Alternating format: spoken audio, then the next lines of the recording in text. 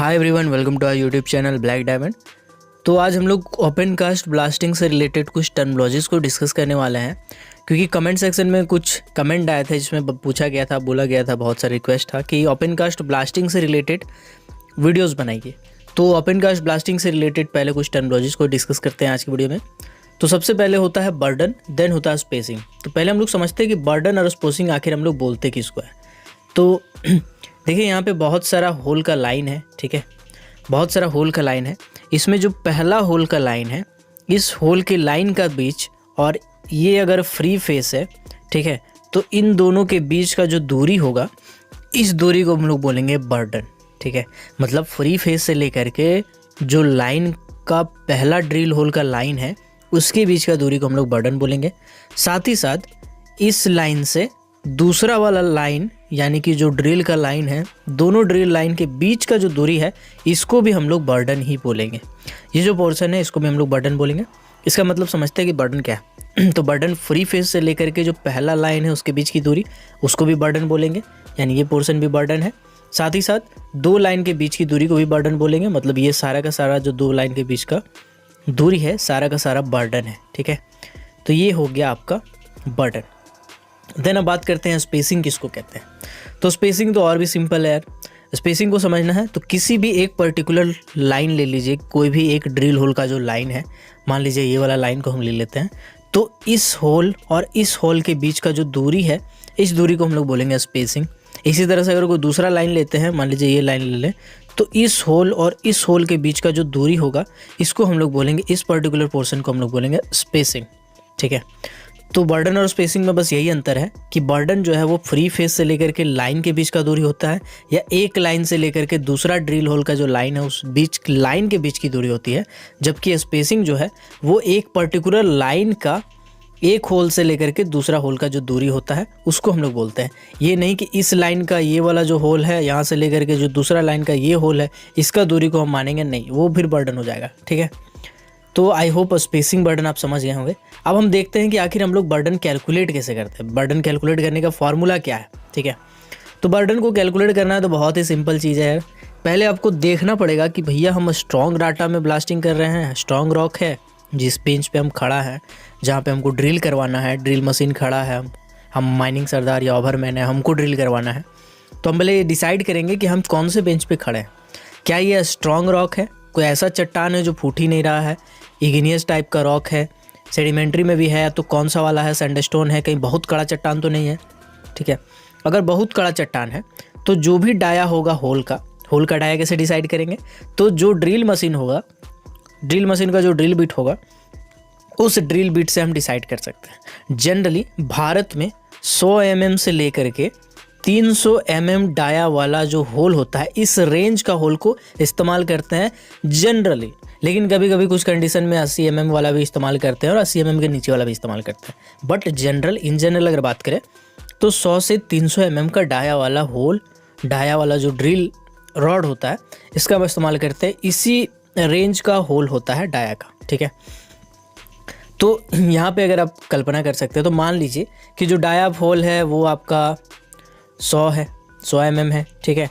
तो 100 mm into 35 से हम इंटू करेंगे तो ये आपका आ जाएगा 3500 आपका आ जाएगा 3.5 मीटर। ये जो हो जाएगा, ये आपका हो जाएगा स्ट्रॉन्ग रॉक के केस में बर्डन, ठीक है। ये एक मैं एग्जांपल ले रहा हूँ, डाया जितना भी होगा उतना आपका अलग रहेगा। बात करते हैं मीडियम रॉक के लिए, मतलब ना ज़्यादा बहुत ज़्यादा स्ट्रॉन्ग है, ना बहुत ज़्यादा कमज़ोर है। उस कंडीशन में जो होल का डाया होगा इंटू 40 करना पड़ेगा, ठीक है। अगर सॉफ्ट रॉक का इस्तेमाल कर रहे हैं या कोयला का इस्तेमाल कर रहे हैं, यानी कि जो ओवरबर्डन है, कमज़ोर वाला जो मिट्टी होता है, उसमें अगर आपको ड्रिल कराना है, या कोयला में अगर ड्रिल कराना है, तो फिर उस कंडीशन में जो भी होल का डाया है, इसको 45 से इंटू करेंगे तो ये आपका बर्डन निकल जाएगा, ठीक है। mm में निकलेगा, फिर उसको आप मीटर में कन्वर्ट कर लीजिएगा। तो बर्डन का कैलकुलेशन आई होप आपको समझ में आ गया होगा।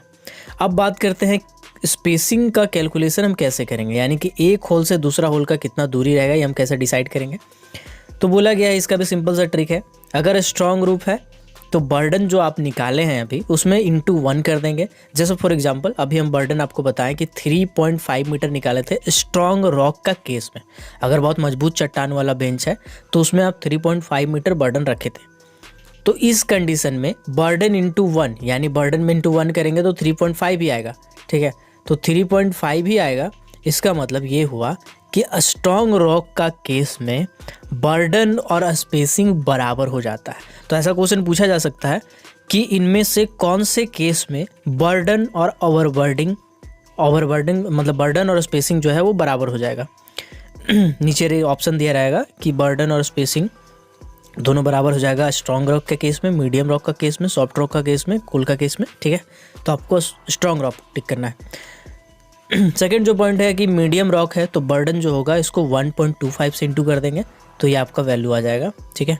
इसके बाद अगर बर्डन सॉफ्ट रॉक और कोल के लिए अगर आप स्पेसिंग निकाल रहे हैं तो स्पेसिंग निकालने के लिए बर्डन इंटू 1.5 करेंगे तो आपका आराम से निकल जाएगा। तो स्पेसिंग और बर्डन में आई होप आप समझ गए होंगे, ठीक है। अब आते हैं कि एक्सप्लोसिव कितना डालेंगे। तो चलिए आप तो ये समझ गए कि बर्डन निकाल लिए, स्पेसिंग निकाल लिए, तो एक्सप्लोसिव कितना डालेंगे ये और भी बहुत सिंपल ट्रिक है इसको याद करने के लिए। एक्सप्लोसिव बराबर फार्मूला होता है burden into spacing into depth of hole. मान लीजिए आप 10 मीटर का होल रख रहे हैं, ठीक है। मान लीजिए आप स्पेसिंग और बर्डन जो है वो 3.5 मीटर ही रखे थे, 3.5 मीटर ही रखे थे स्ट्रॉन्ग रॉक का केस में। तो फिर आप इसको 3.5 यहाँ पे 3.5 था, 3.5 इंटू जब आप करेंगे 10, ठीक है। तो आपस में जब इंटू करेंगे तो शायद 122 kg के आसपास आ जाएगा। तो 122 किलो बारूद आप वहाँ पे डालेंगे। पर मीटर क्यों होगा, क्योंकि यहाँ पे वॉल्यूम में डाल रहे हैं, ठीक है, होल में डाल रहे हैं। तो समझ जाइए कि बहुत ही सिंपल ट्रिक है। अगर आपसे पूछा जाए कि भैया एक होल में कितना एक्सप्लोसिव डालते हैं तो उसका सिंपल फार्मूला है बर्डन कितना रखे हैं उसको स्पेसिंग कितना रखे उससे इंटू करेंगे और डेप्थ ऑफ फ्यूल। चूँकि आप वहाँ खड़ा होकर ड्रिल करवा रहे हैं तो आपको पता है कि कौन पर्टिकुलर होल का डेप्थ कितना होता है। हर होल का डेप्थ अलग अलग हो सकता है, कोई ज़रूरी नहीं कि सेम हो, ठीक है। जनरली अलग ही होता है क्योंकि स्टार्टअप पे डिफर कर जाता है, ठीक है। तो तीनों को इंटू करेंगे, सिंपल भाषा मेरा एक्सप्लोसिव निकल जाएगा कितना एक्सप्लोसिव डालना है, ठीक है। तो एक और चीज़ समझ लेते हैं कि सब ग्रेड ड्रिलिंग आखिर होता क्या है, ठीक है। तो सब ग्रेड ड्रिलिंग को समझने के लिए आप समझिए कि अगर मान लीजिए ये जो है ये एक अगर बेंच है, पर्टिकुलर बेंच है, ठीक है। तो पर्टिकुलर जो बेंच है वो बहुत कड़ा चट्टान का है।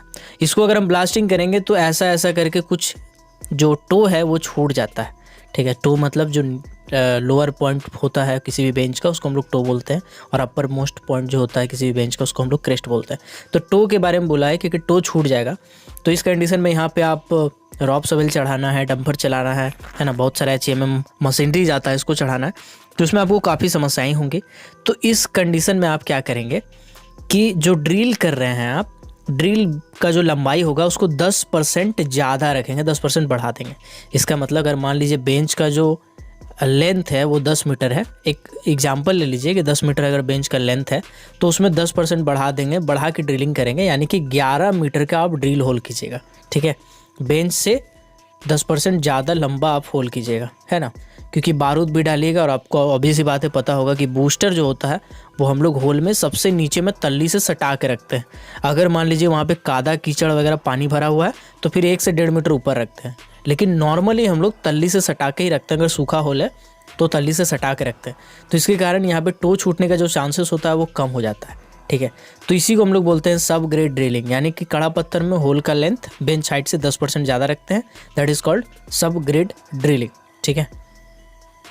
तो आई होप आपको ये वीडियो अच्छा लगा होगा। ओपनकास्ट में भी और भी वीडियोस आएंगी और तो और WCL के वैकेंसी से रिलेटेड बहुत सारी टॉपिक को मैंने सेलेक्ट करके रखा है और बहुत अच्छी वीडियोस आएंगी आपको, डोंट वरी। हो सकता है कुछ टेस्ट सीरीज भी मैं आपको मुफ्त में दूँ, फ्री दूँ, तो देखते हैं क्या कर सकते हैं। तो अगर आपको कोई भी स्पेशल टॉपिक पे वीडियो चाहिएगा तो कमेंट कीजिएगा और जितने भी लोग वीडियो देख रहे हैं वो जाके कमेंट में लाइक कर दीजिएगा। जो भी कमेंट में लाइक आएगा ज़्यादा मैं उस पर वीडियो बना दूंगा। तो मिलते हैं अगले वीडियो में, तब तक के लिए keep watching, keep supporting, till then जय हिंद।